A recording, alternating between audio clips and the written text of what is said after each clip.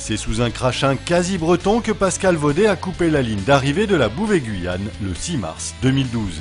Pascal Vaudet, en remportant la 3e édition de la course, vient d'établir un nouveau temps de référence pour l'aviron océanique. Il a effectué la traversée entre Dakar et Cayenne en 37 jours, 10 minutes et 26 secondes. Pour mémoire, il améliore le temps de référence de 3 jours établi en 2006 par Romain Verger.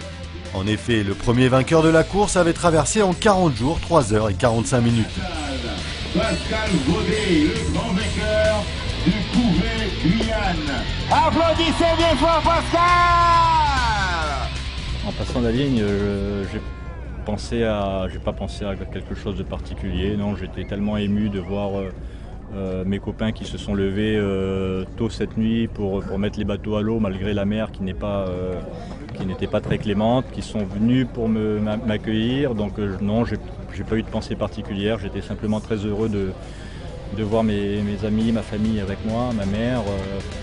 C'est un podium 100% guyanais puisque Julien Besson finit la course en 2e position en 38 jours, 23 heures et 20 minutes, suivi par Henri-Georges Hider en 39 jours, 53 minutes et 46 secondes.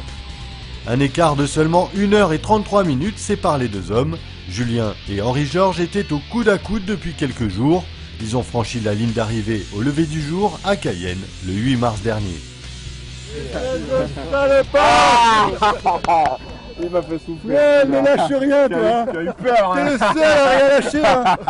Putain, tous les jours. Attention, il t'a repris de 2000. Attention, il y a 4000. Le nombre de SMS que je recevais dans la journée. Toi, tu étais sous surveillance. Hein. Il y a toutes les heures, on me donnait tes mouvements. Hein. Aïe, aïe, aïe, aïe. Et tu sais quoi? Et inversement, c'était pareil. Ouais. Attention, Henri-Georges, j'ai passé au 274. Rabat. Bon, je vais faire semblant, il est minuit. Je vais faire semblant de m'arrêter de dormir. Je vais arrêter. Et je vais reprendre à minuit et demi. Comme ça, il ira se coucher et puis il verra pas.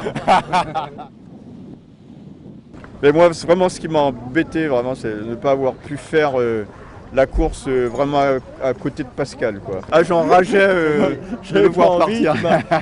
Pendant des jours et des jours, j'arrivais pas à te décrocher, et puis je me disais, mais c'est pas possible. Ouais. Je regardais derrière le bateau s'il n'y avait pas un bout attaché. Mais... Bien avant le départ, il voulait faire un podium, il a annoncé à tout le monde. Ouais. Et puis moi, j'étais derrière, je dis, bon, Henri-Georges, faire un podium.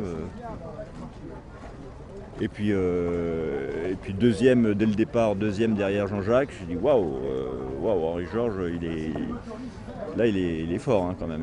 Non, ben, j'étais obligé de faire des heures sup parce que comme j'étais obligé d'être dans un rythme moyen et de me rattraper sur des heures sup. Comme je ne pouvais pas accélérer en fonction de la quantité d'eau que j'avais disponible chaque jour, donc il fallait que je fasse des heures de rame plus longues, quoi. Mais il m'a fait peur. Pendant plusieurs jours, il m'a fait peur parce que je n'arrivais pas à prendre le large. Je voulais m'assurer 24 heures minimum d'avance et puis j'arrivais pas avec Henri-Georges, j'arrivais pas.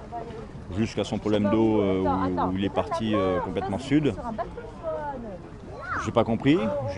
Après, on m'a expliqué qu'il avait un problème de dessal. Et puis c'est mon gouvernail qui avait cassé. Son gouvernail aussi. C'est la barre qui avait cassé. Ouais. Et là, ça a été pour moi le soulagement. Ça a été pour moi un soulagement, mais sinon je n'étais pas serein, j'étais vraiment pas serein.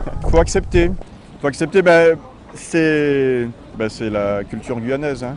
C'est-à-dire qu'on a des mots, des principes qui reviennent souvent. C'est ça qui fait de fête. Bon, ça qui fait de fête, ça veut dire ce qui est fait est fait. Le dessal est cassé, la barre est cassée, tu as perdu des places, ce qui est fait, tu ne vas pas revenir dessus, tu repars. On a un terme qu'on répète souvent, c'est anouet. Alors donc anouet, ça veut dire aller en avant, allez on repart. Donc c'est ça, j'ai été éduqué comme ça, alors ça qui fait de fête, tomber, lever, alors tu es tombé mais tu te relèves tout de suite et tu repars. Et c'est ce que j'ai répété, c'est ce que j'ai utilisé comme principe pendant toute la course, quoi. Et puis, c'était des vacances, hein, il ne faut pas dramatiser. C'est pas mon métier, hein. Je ne suis pas payé pour ça, c'est même plutôt moi qui paye pour ça. Alors. En 4e position, c'est Jean-Emmanuel Aléin. Jean-Emmanuel est lui aussi guyanais. Il a lui aussi réussi un bel exploit, d'autant plus remarquable qu'il a subi 2 chavirages et a très tôt dû se nourrir de froid, puis a souffert du manque d'eau à bord de son canot.